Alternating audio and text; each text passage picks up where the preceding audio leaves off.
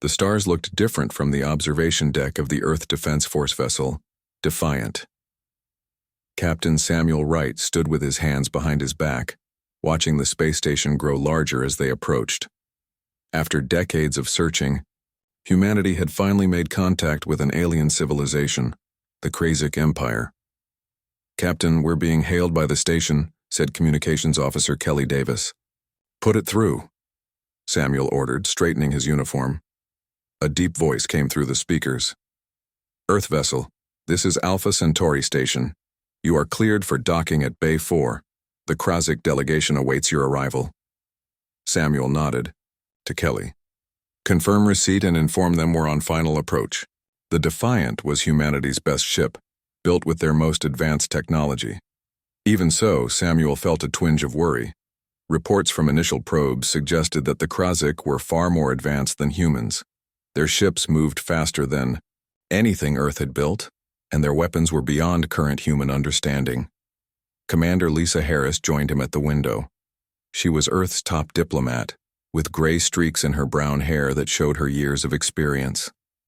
"Nervous, Captain?" she asked. "Cautiously optimistic," Samuel replied with a small smile. "This could change everything for humanity." Lisa nodded. "Or end everything. Let's hope they're friendly." The docking procedure went smoothly. Samuel led a team of 12 people onto the station, including Lisa and Lieutenant Eric Nelson, their intelligence officer. Eric was young but sharp, with keen eyes that missed nothing. The station's interior was vast and gleaming. Lights pulsed along the walls in patterns that seemed almost alive. At the end of a long hallway stood the Krasic delegation. Samuel had seen pictures, but nothing prepared him for meeting them in person. The Krasic stood nearly 7 feet tall, with 4 arms and skin that shimmered with a metallic blue sheen. Their faces had no visible mouth, only glowing yellow eyes and sensors where a nose might be on a human. The leader stepped forward. "I am Ambassador Vorzak of the Krasic Empire. We welcome you to this neutral ground." His voice came from a translator device at his throat, but Samuel could hear faint clicking sounds beneath the words. Lisa stepped forward and bowed slightly. "Ambassador Vorzak, I am Commander Lisa Harris of Earth. We come seeking peaceful relations between our peoples." The meeting room was large, with a curved table that accommodated both human and Krasic forms. For 3 hours they discussed potential trade, shared scientific knowledge, and exploration rights to nearby star systems. The talks seemed to go well. "Your species has achieved much in a short time," Vorzak said. "Most young races take twice as long to reach the stars." "We're quick learners," Lisa replied with a smile. "Indeed." Something in Vorzak's tone made Samuel look up. Was that amusement? Condescension? Later, at the formal reception, humans and Krasic mingled while eating from separate food tables. The Krasic consumed something that looked like glowing crystals. Eric Nelson approached Samuel quietly. "Captain, something feels off." Samuel kept his smile in place as he turned to his officer. "Explain. I've been watching their security team. They're positioned for attack, not protection, and I've detected encrypted transmissions leaving the station." Samuel's smile faded slightly. "Are you sure?" "Yes, sir. They're hiding something." Across the room, Lisa was talking with a Krasic scientist when she noticed a pattern.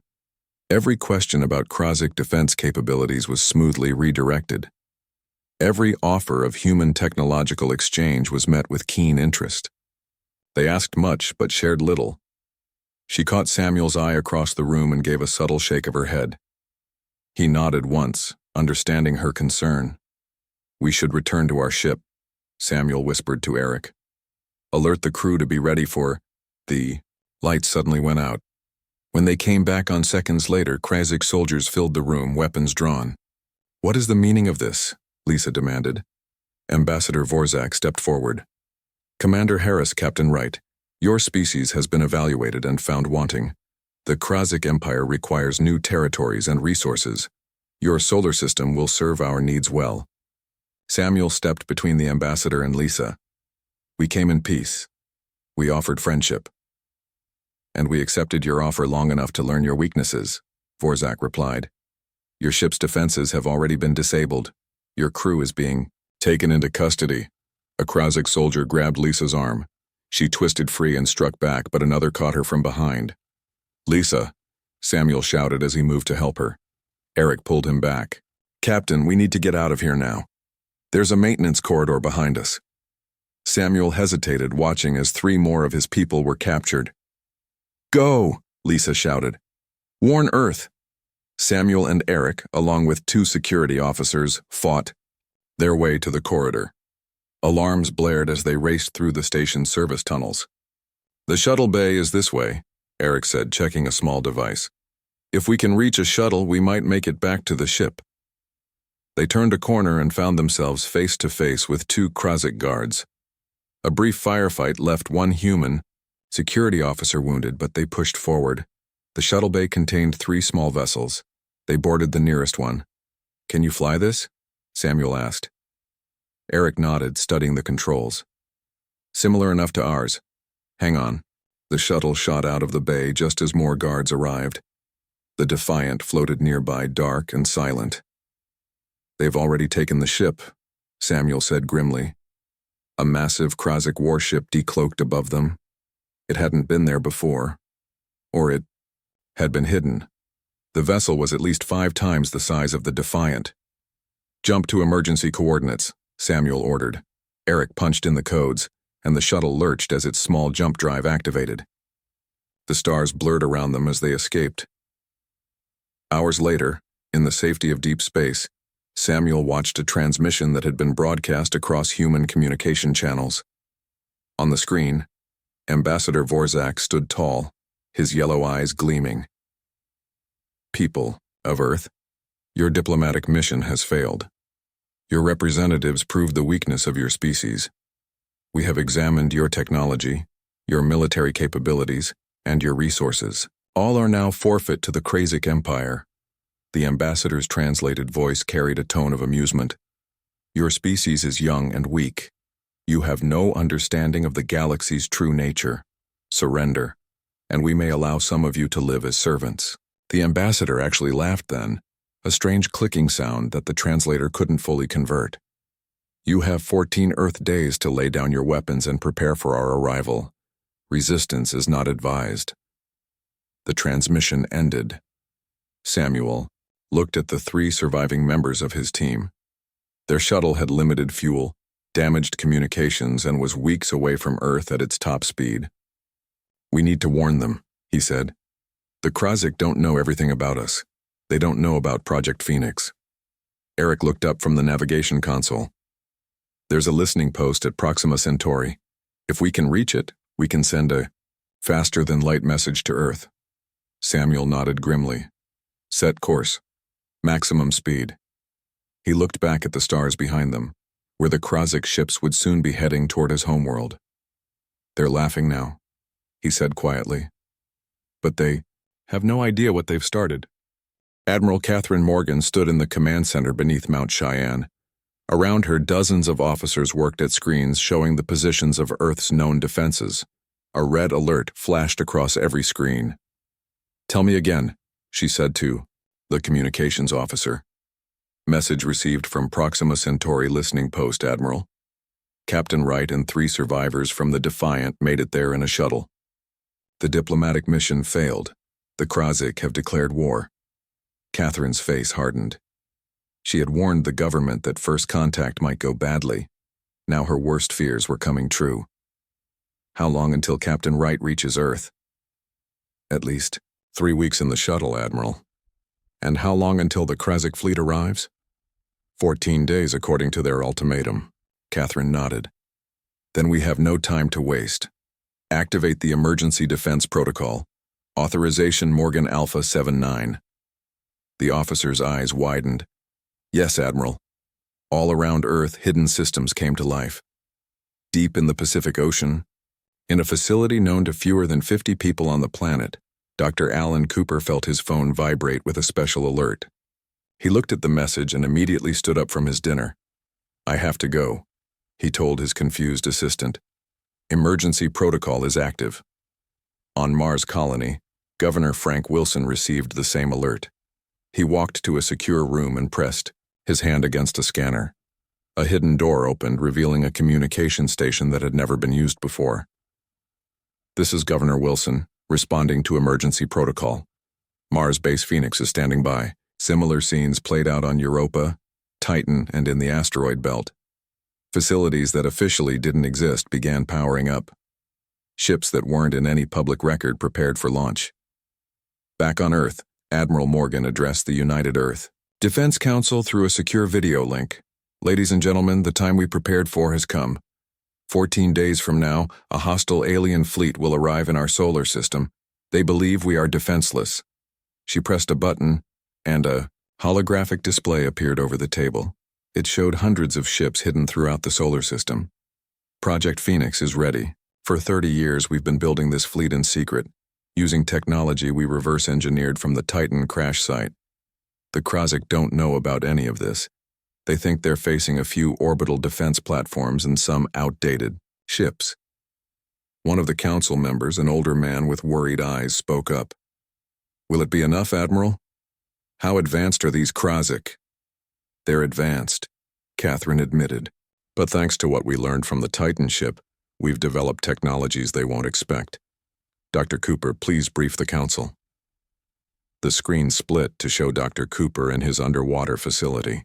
Behind him, engineers worked on what looked like a massive cannon. "Council members, for the past decade we've been developing weapons and shields based on gravitational manipulation and dark matter technology. The aliens who crashed on Titan were fleeing from something. We believe it was the Krozik. They left us plans for defenses specifically designed to counter Krozik technology." He stepped aside to show the device behind him. "This is the gravity lance. It can disrupt the shield systems the Krozik use. We've installed them on our Phoenix ships and on defense platforms throughout the system." Meanwhile, in the depths of space, the Krozik fleet approached Mars. Ambassador, now Commander, Vorzak stood on the bridge of his flagship, watching the red planet grow larger on the screen. "Scans show minimal defenses," reported his second-in-command. "A small colony with basic shielding." Vorzak made a clicking sound of satisfaction. "Destroy it. Let the humans see how easily their outer settlements fall." 5 Krozik warships moved toward Mars, weapons charging. They fired, expecting the colony to shatter under their attack. Instead, a shield flared to life around the Mars colony, stronger than anything the Krozik had expected. The colony's defense cannons fired back, damaging one of the Krozik ships. Vorzak leaned forward in surprise. "How is this possible? Their technology is supposed to be primitive." "Unknown, Commander," his officer replied. "Their shields are using some form of gravitational field we haven't seen before. After a fierce battle lasting several hours, the Krozik ships finally overwhelmed Mars colony's defenses. The colony fell, but at a cost of 2 Krozik ships destroyed and 3 damaged." Vorzak was not pleased. "These humans are more resourceful than our intelligence suggested. No matter, their main world remains defenseless." Aboard the Krozik flagship in a holding cell, Commander Lisa Harris sat with her back against the wall. The cell was designed for beings larger than humans, making the bench too high and the restraints too loose. A mistake the Krozik would soon regret. Next to her sat Paul Martinez, an engineer captured from the Mars colony. He had been working on a secret section of the colony when it fell. "They don't understand humans," Lisa whispered to Paul. "They think we're weak because we offered peace first." Paul nodded. "They also don't understand our technology very well. Did you see how surprised they were by the Mars defenses?" "Yes," Lisa said, working her hands free from the loose restraints. "And they've made another mistake. They put us in the same cell." Paul smiled as he too slipped his hands free. "What's your plan?" "First, we get out of this cell. Then we find a way to disrupt their communications. A fleet that can't coordinate is a fleet that can't fight effectively." On Earth, Admiral Morgan watched as the reports came in about the fall of Mars colony. The news broadcast showed people panicking in the streets of major cities. "They're frightened," said her aide. "They should be," Catherine replied. "But not of the Krozik." She turned to face the massive screen showing Earth's hidden fleet. They should be frightened of what happens when humanity's back is against the wall. At that moment, a new transmission came through on all channels. It was Commander Vorzak, his yellow eyes gleaming with confidence. People of Earth, your Mars colony has fallen. Your outer defenses have proven inadequate. My fleet now approaches your moon. Surrender now and we will spare your major cities. Continue to resist, and we will turn your world to ash.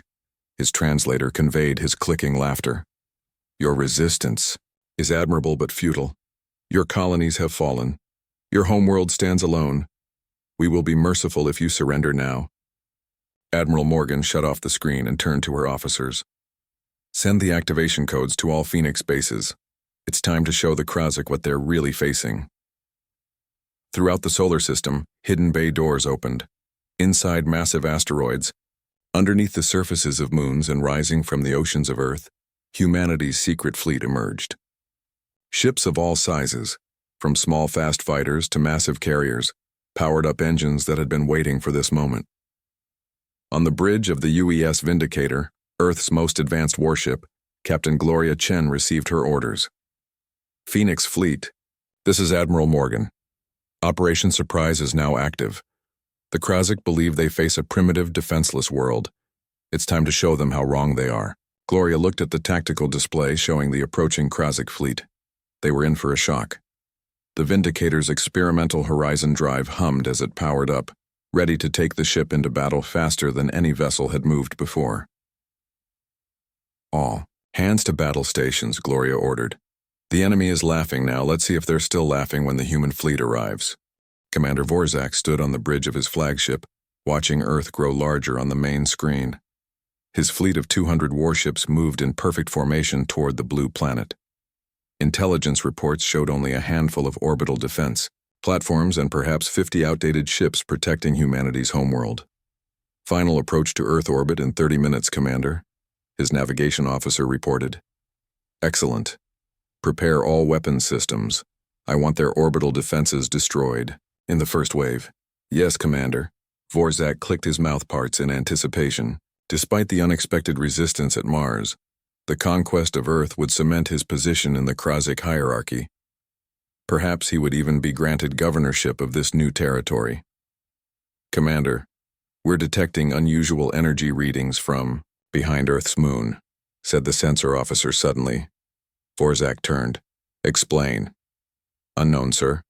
The readings keep appearing and disappearing. It could be sensor malfunction. Or it could be a trap, Vorzak said, remembering Mars. Send Scout. Group 3 to investigate. 5 Krasik scout ships broke formation and moved toward the moon. As they rounded the lunar surface, their sensors detected nothing unusual. Scout Group reports all clear, Commander, the communications officer said. No sign of... The officer stopped suddenly. Commander, Scout Group 3 is no longer responding. Vorzak slammed one of his forehands against his command chair. What happened? Unknown, sir. They simply vanished. Deep in the corridors of the Krasik flagship, Lisa Harris and Paul Martinez moved carefully. They had escaped their cell an hour ago and were making their way toward the communications center. We need to hurry, Lisa whispered. We must be close to Earth by now. Paul nodded, checking a small device he had built from parts stolen from their cell. The main communications. Array should be 2 levels up. If we can disable it, the Krasik ships won't be able to coordinate their attack. They turned a corner and came face to face with 2 Krasik guards. Before the aliens could react, Lisa and Paul attacked. The surprise was enough to give them an advantage, and soon both guards were unconscious. Nice move, Paul said, impressed by Lisa's fighting skills. Basic Earth defense training, she replied, taking a weapon from one of the guards. Come on. Aboard the UES Vindicator, Captain Gloria Chen watched as the scout ships disappeared from her tactical display. The horizon drive had worked perfectly, allowing her ship to jump in, destroy the scouts, and jump out before they could even send a distress signal. First blood to us, she said to her crew. Now for the real surprise, signal the fleet. Operation Phoenix is go. Throughout the solar system, humanity's hidden fleet moved into position. From the dark side of the moon, from hiding places in The asteroid belt and from stealth facilities on Mars's moons, ships emerged. Over 500 vessels of various sizes and types, all equipped with technology, reverse-engineered from the Titan crash. Admiral Morgan's voice came through on all channels. Phoenix Fleet, this is command. The Krasic fleet is approaching. Earth, they expect easy prey. Show them how wrong they are. Engage as planned. On the science vessel UES Discovery, Dr. Cooper made final adjustments to his experimental weapon. Graviton web ready for deployment, Admiral, he reported. We'll need to get within 50,000 kilometers of their main fleet for maximum effect. Understood, Admiral Morgan replied. Task Force Alpha will clear you a path. Commander Vorzak was growing concerned. Not only had Scout Group 3 vanished, but now his sensors were showing strange readings throughout the solar system. Something's not right, he said. Raise full shields and— Commander! His tactical officer shouted. Multiple contacts appearing all around us. The main screen shifted to show hundreds of ships appearing seemingly from nowhere. Human ships. Far more advanced than anything Vorzak had expected. Impossible, he whispered. Where did they come from? Before he could give orders, the human fleet opened fire. Advanced weapons struck the Krasic ships, easily penetrating their forward shields. Evasive maneuvers, Vorzak shouted. Return fire. All ships, engage. The space around Earth erupted in battle. Krasic ships fired their energy weapons, but many missed their targets as human vessels moved with unexpected speed and agility. Leading the attack was the Vindicator. Captain Chen used the Horizon Drive to jump her ship directly into the heart of the Krasic formation, fire all weapons, and jump out before they could target her. Jump complete, her navigation officer reported. Repositioning for next attack. Damage. Report on enemy vessels, Chen asked. 17 Krasic ships damaged, 5 destroyed. No casualties on our side yet. Chen nodded. Good. Prepare for jump sequence 4. Target their command ships. In the communications center of Vorzak's flagship, Lisa and Paul had overcome the Krasic technicians. Paul worked quickly at the alien controls. Can you disable it? Lisa asked, keeping watch at the door. Better, Paul replied with a grin. I can use it to broadcast to the entire Krasic fleet. If we can get access to Vorzak's private communications, we might be able to cause confusion in their ranks. Lisa looked impressed. How much time do you need? 10 minutes, maybe less. You've got 5, she said as alarms began to sound throughout the ship. I think they know we're here. The battle continued to rage. Despite being outnumbered, the Krasic ships fought fiercely. Their technology was advanced, and their warriors were brave. But they faced an enemy they had completely underestimated. The UES Discovery moved into position, protected by a screen of fighter craft. Dr. Cooper activated the Graviton web, and a wave of energy spread out from the ship. Graviton web deployed, he reported. Impact in 3, 2, 1. Across the battlefield, Krasic ships suddenly lost power to their engines. The gravity-based weapon had disrupted their propulsion systems, leaving nearly half the enemy fleet, drifting helplessly. It worked, Dr. Cooper shouted. The Graviton web is holding. Admiral Morgan allowed herself a small smile. Well done, Doctor. Now, Captain Chen, take out their flagship. The Vindicator appeared directly in front of Vorzak's ship, weapons charging. On the flagship's bridge, Vorzak watched in disbelief as his fleet was systematically disabled and destroyed. His confidence had turned to shock, then to anger, and now to fear. How is this possible, he demanded of no one in particular. Their technology, it should be centuries behind ours. Commander? His tactical officer said, voice shaking. The humans are targeting us specifically. Their main battleship is directly ahead. Vorzak stared at the sleek human vessel on his screen. How had they hidden such technology? How had his intelligence been so wrong? At that moment, the main screen changed. Instead of showing the battle, it displayed his own private communications from weeks earlier. Messages sent to his superiors claiming that humans were violent, dangerous, and planning to attack Krasic territories. Messages justifying a preemptive strike. What is this? He hissed. Who has accessed these communications? On every ship in the Krozik fleet, commanders and crews watched the same messages. Messages that revealed Vorzak's deception, that he had lied not only to the humans but to his own people. In the communications center, Lisa smiled at Paul's work. "Nice job," she said. "That should cause some confusion." Paul nodded but then looked up in alarm. "We've got company." The door slid open, and there stood Vorzak himself, his yellow eyes blazing with fury. "You," he said, looking at Lisa. "You have ruined everything." Lisa stood tall, facing the alien commander. "No, Vorzak. You did that yourself when you mistook our desire for peace as weakness." Outside, the Vindicator prepared to fire on the Krozik flagship. Captain Chen gave the order. "Target their weapon systems and engines only. Admiral Morgan wants that ship disabled, not destroyed." As the Vindicator's weapons charged, several Krozik ships suddenly broke formation. They were moving away from Earth, away from the battle. "Captain," said Chen's communications officer, "we're receiving transmissions from multiple Krozik vessels. They're standing down. They're refusing to follow Commander Vorzak's orders." The tide had turned. What had begun as an invasion was becoming a rout. Humanity had not only survived, they were winning. "You have ruined everything," Commander Vorzak said, advancing toward Lisa and Paul in the communications center of his flagship. Lisa stood her ground. "Your own lies ruined your plans, Vorzak. We just exposed them." The Krozik commander's yellow eyes glowed with rage. He raised one of his forearms, the weapon in his hand aimed at Lisa's head. "I will not be defeated by primitives," he hissed. Paul moved quickly, pushing a final button on the console. "Too late. I've just locked out the weapon systems on this ship." Outside, the battle had shifted dramatically. Many Krozik ships had stopped fighting after seeing Vorzak's private communications.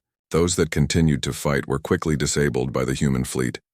Captain Gloria Chen watched from the bridge of the Vindicator as the Krozik flagship drifted, its weapon systems offline. "Are we clear to board?" she asked her tactical officer. "Yes, Captain. Their shields are down and main systems are disabled." "Good. Prepare a boarding team. We need to secure that vessel and rescue our people." Gloria studied the tactical display. The Phoenix fleet had performed beyond expectations. Out of over 500 human ships, only 23 had been seriously damaged, and just 7 destroyed. The Krozik had lost nearly a third of their fleet, with another third disabled by the Graviton web. "Captain," her communications officer called out, "we're receiving a transmission from Admiral Morgan." Gloria nodded. "Put it through." "Admiral." Catherine Morgan's face appeared on screen. "Captain Chen, excellent work. The tide has turned." "Thank you, Admiral. We're preparing to board the Krozik flagship now." "Good. We've received communications from several Krozik commanders. They're requesting terms." Gloria raised an eyebrow. "Terms? They invaded our system." "Yes, but it seems many of them were acting on false information. Commander Vorzak told his superiors that we were planning to attack them. Now that the truth is out, they're willing to talk." On the Krozik flagship, Vorzak faced a growing crisis. His weapons were offline, his fleet was scattered, and now his own officers were questioning his orders. "Commander," his second-in-command, said, "we should surrender. The humans have beaten us fairly." "Never," Vorzak shouted. "I will destroy this planet even if it costs me everything." He pushed past his officer and ran toward the main control room. There was one weapon that could still work, the flagship's main cannon. If he could manually override the systems, he could target Earth directly. Lisa and Paul followed, having overheard his plan. "We have to stop him," Lisa said as they ran through the corridors. "He's going to try to use the main cannon." Paul looked worried. "Even if the targeting systems are locked out, the cannon itself might still work. If he fires it anywhere near Earth, millions could die." They reached the main control room just as Vorzak was attempting to override the safety protocols. 2 of his officers tried to stop him, but he knocked them aside. "Commander, stop!" Lisa shouted. "This won't help your people." Vorzak didn't look up. "My people will be fine. I'm going to show them what happens when you underestimate the Krozik Empire." Paul studied the alien controls quickly. "He's bypassing the safeties. If he completes that sequence, the cannon will fire. Lisa looked around desperately for a weapon. Finding none, she did the only thing she could think of. She charged directly at Vorzak, tackling him away from the controls. The Krazik commander was stronger than any human, but Lisa's surprise attack caught him off balance. They tumbled to the floor. "Paul, now!" Lisa shouted. Paul rushed to the controls, trying to make sense of the alien technology. He saw where Vorzak had been working and began reversing the process. "Almost got it," he said. Then his eyes widened. "Oh no." "What is it?" Lisa asked, still struggling with Vorzak. "He's triggered some kind of power surge. The cannon won't fire, but the energy has to go somewhere." The ship shuddered. Warning lights flashed across all consoles. "What's happening?" one of the Krazik officers asked. "Core overload," Paul explained. "The whole power system is going to shut down." The lights flickered and then went out completely. Emergency lighting came on, bathing everything in dim red light. Vorzak stopped struggling. "What have you done?" he whispered. "Saved millions of lives," Lisa replied, "including yours." Outside, Captain Chen and her boarding team had just docked with the Krazik flagship when all its systems went dark. "Life support?" Gloria asked. "Still functioning, Captain, but on emergency power. The ship is completely disabled." Gloria nodded. "Proceed with caution. Find our people." The boarding team moved through the flagship, encountering little resistance. Most of the Krazik crew had surrendered, realizing their situation was hopeless. In the main control room, they found Lisa and Paul standing guard over Commander Vorzak. "Captain Chen," Lisa said with relief. "Good to see you," Gloria smiled. "Commander Harris, you've had quite an adventure." "One I don't care to repeat," Lisa replied. "What's the situation?" "We've won," Gloria said simply. "The Krazik fleet is standing down. Several of their commanders have requested peace talks." Paul looked surprised. "Peace talks? After they invaded us?" Gloria nodded. "It seems Vorzak here wasn't entirely truthful with his own people. Many of them believed they were preventing a human attack. Vorzak was taken into custody, and the humans returned to the Vindicator. As they left the disabled flagship, they could see Earth gleaming blue and white in the distance, still safe. 1 month later, representatives from the Krazik homeworld arrived in Earth orbit. Unlike Vorzak's aggressive approach, this delegation came in a single unarmed vessel and requested permission to land. In a conference room at Earth Defense Headquarters, Admiral Morgan, Captain Wright, now recovered from his injuries, and Commander Harris met with the Krazik Supreme Counselor. "On behalf of the Krazik Empire, I extend our deepest apologies," the counselor said. "Commander Vorzak acted without proper authority. He manipulated information to pursue his own ambitions." Admiral Morgan nodded. "We accept your apology, Counselor, but we need to establish clear boundaries moving forward." "Of course," the counselor agreed. "We propose a treaty of non-aggression and mutual recognition of territories." As they discussed terms, Lisa noticed something surprising. The humans had treated the wounded Krazik soldiers and even begun repairing some of their damaged vessels. The Krazik counselor noticed her observation. "Your treatment of our injured has caused much discussion among our people. In our culture, enemies are not shown such compassion." "In our culture," Lisa replied, "how we treat our enemies defines us as much as how we treat our friends." 1 year later, representatives from Earth and the Krazik Empire gathered on a newly built space station orbiting between their territories. The Earth-Krazik Accord was about to be signed, establishing peaceful relations between the two civilizations. Captain Wright, now promoted to Admiral, stood with Lisa as they watched the ceremony. "Did you ever think we'd be here?" he asked. "After that first meeting went so badly?" Lisa shook her head. "No, but I'm glad we are." Across the room, a figure approached them. It was Vorzak, no longer in military uniform. He had been stripped of his rank but was allowed to attend as a witness to the historic event. "Commander Harris," he said, using her old title. "I wish to speak with you." Lisa nodded, and Samuel stepped aside to give them privacy. "I laughed at humanity," Vorzak said quietly. I thought your kindness was weakness, your restraint was fear, your diversity was division. I have never been so wrong. Lisa studied the alien who had once been their greatest enemy. That's the thing about humans, Vorzak. We're full of surprises. Next time, try asking who we are before you decide what we are. The ceremony concluded with the signing of the accord. Outside the station's windows, a combined fleet of human and Krazik ships performed a flyby, their lights blinking in the darkness of space. It wasn't perfect harmony. Too much had happened for that. But it was a beginning. Two species looking toward the stars together, not as conquerors and conquered, but as cautious allies with the potential for something greater. And it had all started because someone had laughed too soon.